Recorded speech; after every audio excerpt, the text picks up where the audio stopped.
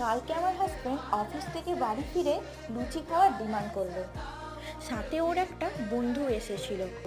এবারে 20 পিস লুচি তো আমাকে বানাতেই হতো। ওই একটা একটা করে লুচি বেলে ভাজা আমার কাছে ভীষণ ঝামেলার মনে হয়। তখনই মাথায় এলো এই ত্রিকোণ লুচির কথা। এইভাবে বড় একটা রুটি বানিয়ে নিয়ে দুপাশ দিয়ে ক্রিস ক্রস করে কেটে নিলেই রেডি ত্রিকোণ লুচি। তাই বেলাবেলির বেশি ঝামেলা আর করতে হলো না। 5টা রুটি বানিয়ে এইভাবে 20 পিস লুচি বানিয়ে নিলাম।